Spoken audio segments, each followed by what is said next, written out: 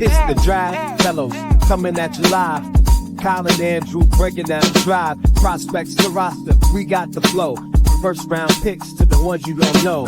Talk about the combine, skills on display. Who's rising up and who's falling away. Roster building like a GM in the zone. Kyle, Fellows, Andrew Mertig, they own the phone. Hey, welcome back to the Draft Fellows podcast. I am Andrew Mertig, and that is Kyle Fellows. And together we are the Draft Fellows. Make sure you're checking out our channel on YouTube, or, of course, you can check out the audio version on your favorite podcasting platform. Kyle, how are you doing this week?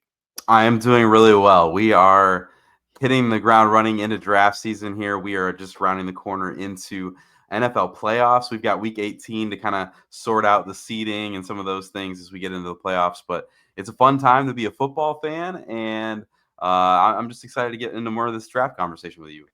Yeah, so today we are going to go into I think this is my fourth mock draft of 2025. Yes. And I wanted to get your reaction to some of the picks. So I did give you a sneak preview, but for any of the listeners who want to check out the full list, because we probably won't talk about every single pick during this time, you can check out the YouTube version and see all the screenshots of that as well. And let's get started at the top. So with the current draft order, and this was as of Monday during the day this week. So just FYI, I didn't count Monday Night Football because I needed to start working on this a little bit earlier.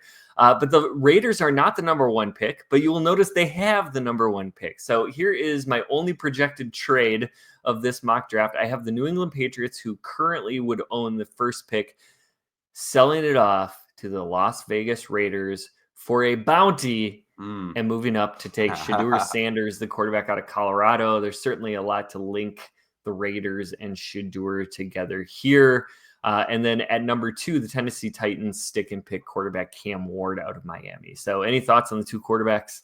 Yeah, so it's so fun because like Andrew puts these together, and then I don't always see the work until just shortly before we get on to record some of this. So yeah, it's really fun to see how this is shaking up, especially the draft order. I think one of the biggest things, obviously the trade happens so that the Raiders can get all the way up, get their guy in Sanders. But also here, what's interesting is like in this scenario, obviously the week 18 has to play out, but the Giants have fallen down the board, which I think last time we had this conversation, the Giants were sitting at 1, maybe 2, but they kind of had their pick of the litter of what quarterback they were going to go with.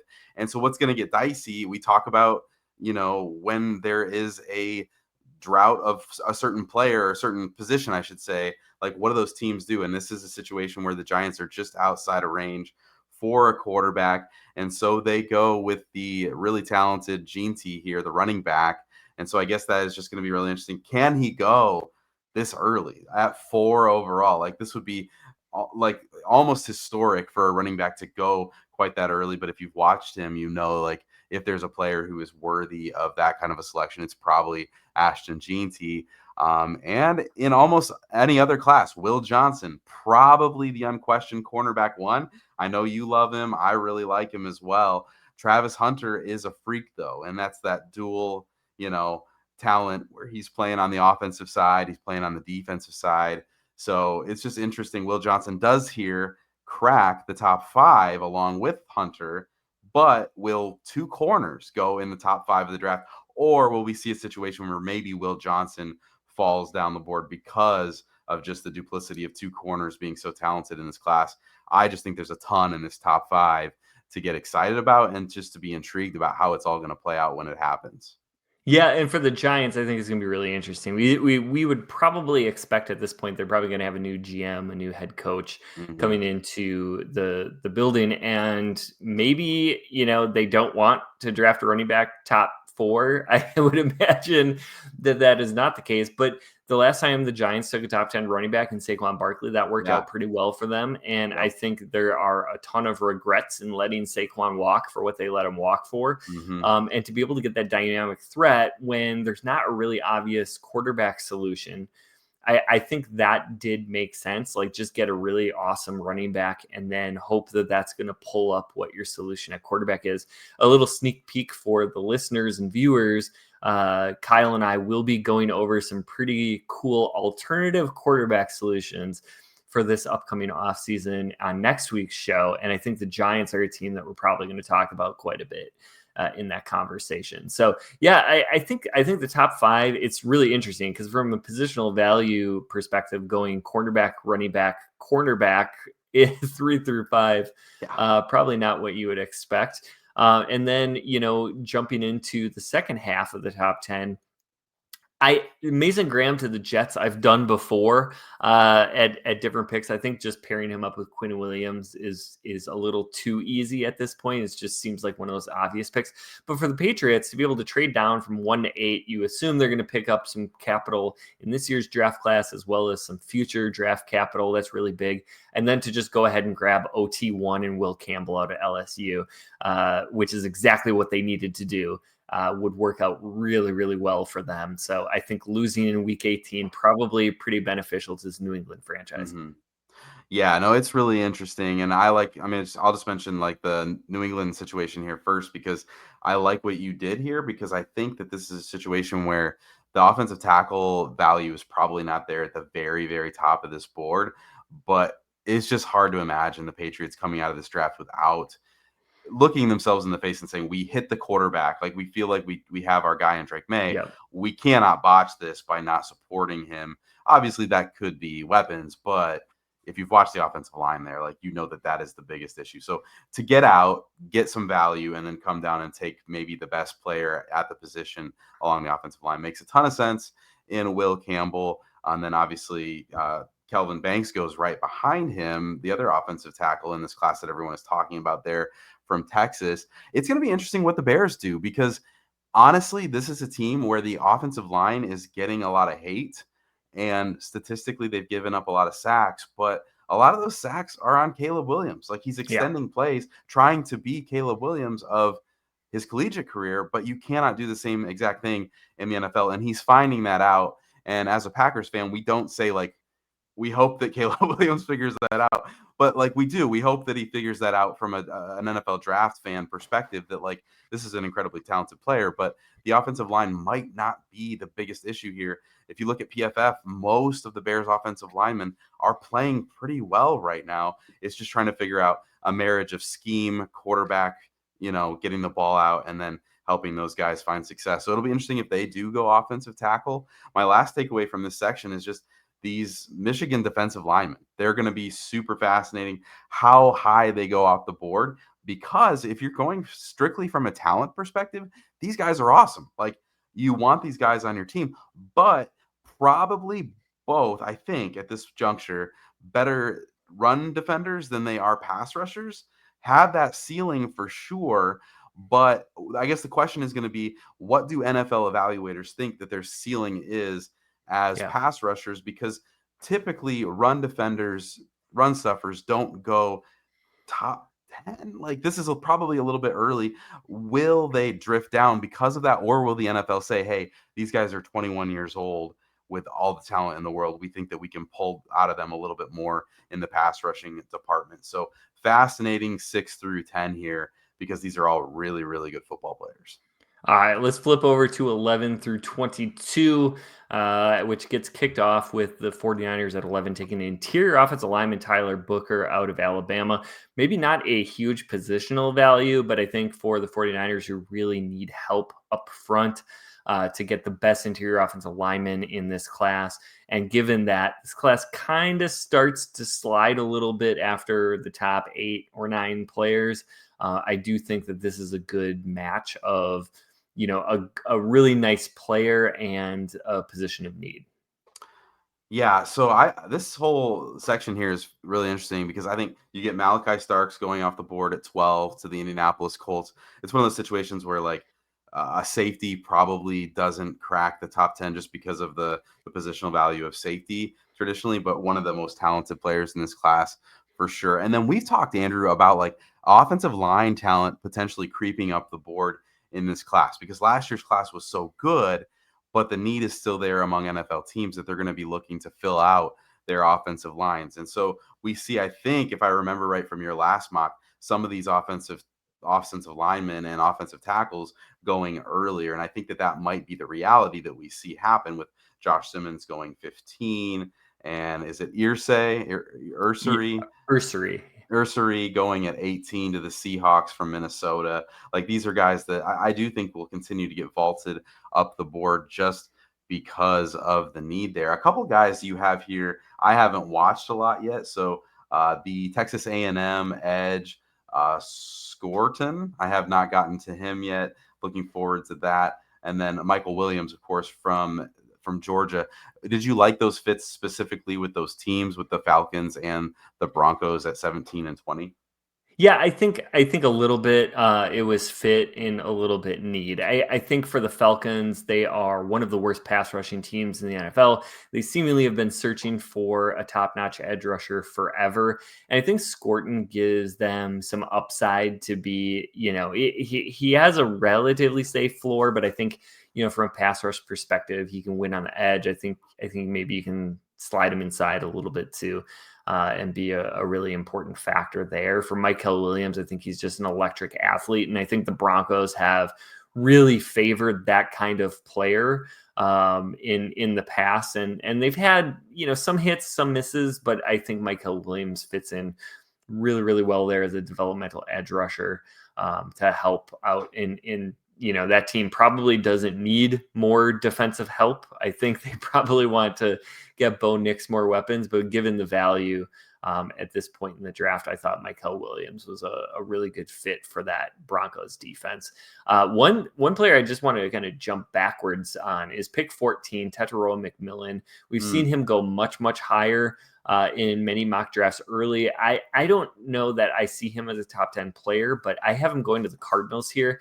Kind of a weird fit given what they have in Marvin Harrison and even what they kind of have in their secondary weapons like Michael Wilson. Like, maybe there's a little redundancy here, but for you to get essentially the top receiver in the class at pick 14, just give Kyler Murray even more weapons. I think that part is something that's intriguing to me. Also, the Arizona to Arizona connection is something that I thought was pretty good there too. We do see that happen in the NFL from time to time. Yeah, it's fascinating. I mean, fans probably laugh at that, but at the same time, like, living here in Michigan, the Lions kind of have this weird affinity with Michigan players, but also Western Michigan players. I think they've even they spend a lot of time with some Central Michigan players. So it's that familiarity of what you see on a regular basis. You fall in love with those players. So yeah, like an Arizona player staying there. I like the idea. I'm really fascinated to see how Arizona kind of works out some of its issues right now, because Kyler Murray has got to figure things out with Marvin Harrison Jr. next year. 2025 is a year that Kyler is going to be there for, but the money suggests that if things don't go well next year, the Cardinals could look to move in a different direction at quarterback beyond 2025. So depends on what they think there, but obviously they have a big hefty investment in Marvin Harrison Jr. So bringing another player like McMillan in to try to say, like, okay, we've surrounded you with all the weapons necessary would be kind of a push in that direction, I think. One more note here. Colston Loveland is a player he makes the top of your, or the end of your list here at 22. This is going to be a match we see all the way through up to the end of April, just because it's the need and it's the marriage with Coach Harbaugh. Of course, Colston Loveland going to the LA Chargers. I almost said San Diego. But I think that that's a really natural fit. They need more weapons there for Herbert. I think it's been really fun to see Harbaugh having the success that he's had in year one. But some of that is kind of in spite of the talent that offense has. And I think Colston Loveland would allow Harbaugh to kind of maintain his, heavy personnel looks and personality as a coach, but also give Justin Herbert some more weapons. So I like the marriage that you have there, and that's one that I think we will continue to see a lot of until we get up to the draft.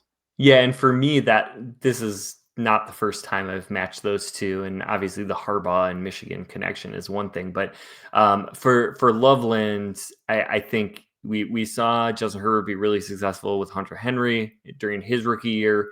And then when Henry moved on, he kind of was lacking that tight end talent. Stone Smart has looked good. Will Dissly has looked good, but none of them have the kind of elite upside playmaker that Loveland can be. And I think with Loveland and Ladd McConkey, suddenly you're cooking with some stuff, and that starts to open things up for those outside receivers to really thrive as well. So yeah, we'll continue to probably see that from others as we get a little bit closer, and then we move on to picks 23 through 32. Yeah, in this group, I think this is really fascinating that you've got a few players here. Cameron Williams, the tackle from Texas, going to the LA Rams. Siobhan Revel, the corner from East Carolina, is an interesting pick here. You've got going to the Green Bay Packers.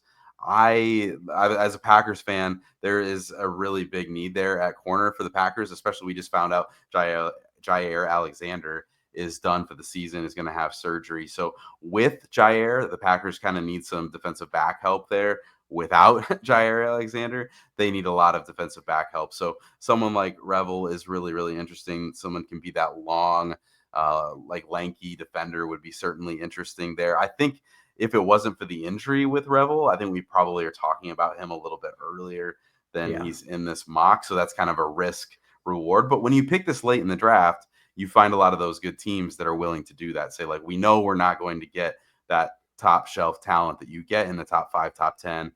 How do we gain an advantage? And sometimes that's taking on a little bit more risk to get to some of these guys. But yeah, so those are some of my early takeaways here early in this list. Yeah, Revel for me is like such a Brian Gutekunst pick, like long, tall, athletic. His RAS score, if he's able to test, which maybe he won't be able to, but his RAS score would have been obnoxiously good.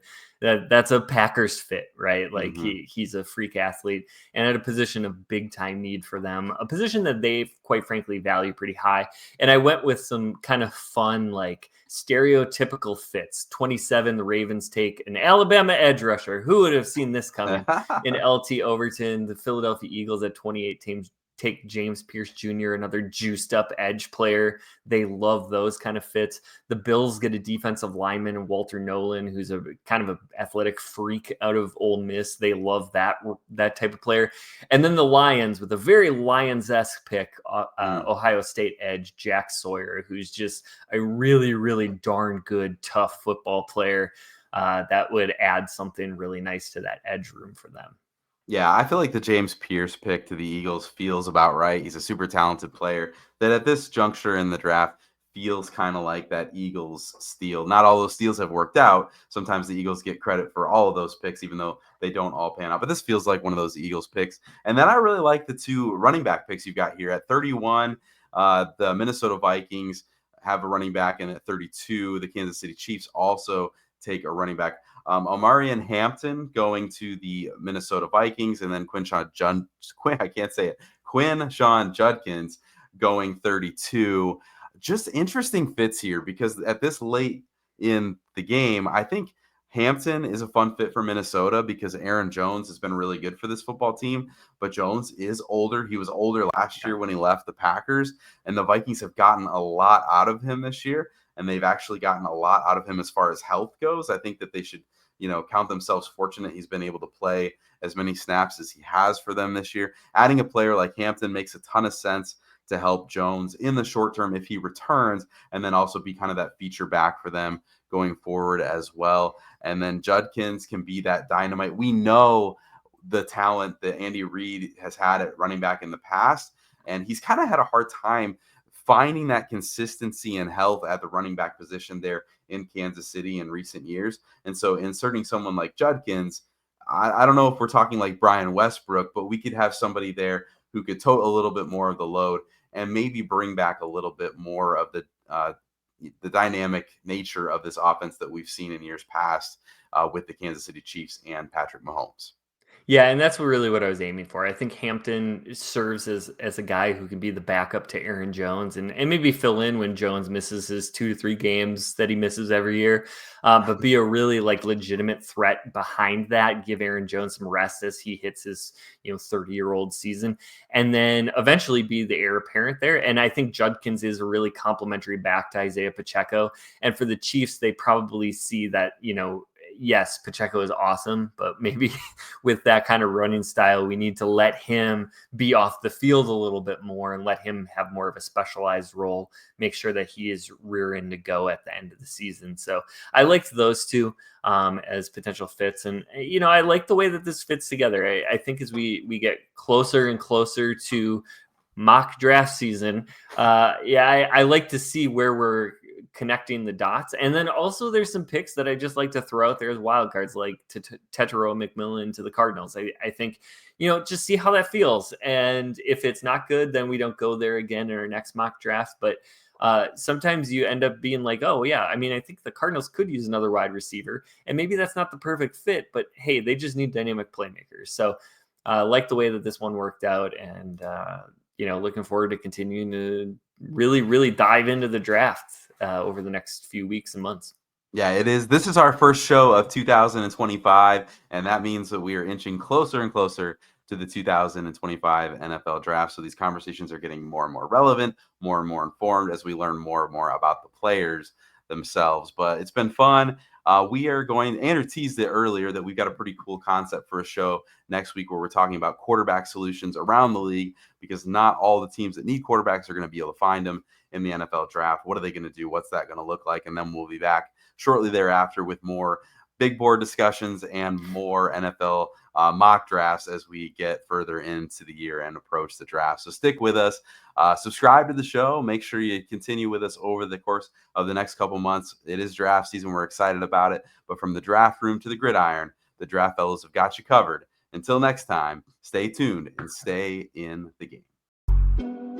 Kyle got the insight, Andrew brings the heat. Breaking down the roster every single week. Catch us on the podcast, we coming through your speakers. Top picks for practice squad, we got the seekers. Team dynamics, contracts, and the trades. From the draft day excitement to the accolades. Draft fellows on the track, we gone strong. Analyze the plays, we can't be wrong. From the 40-yard dash to the longest throw. We talking pro ball.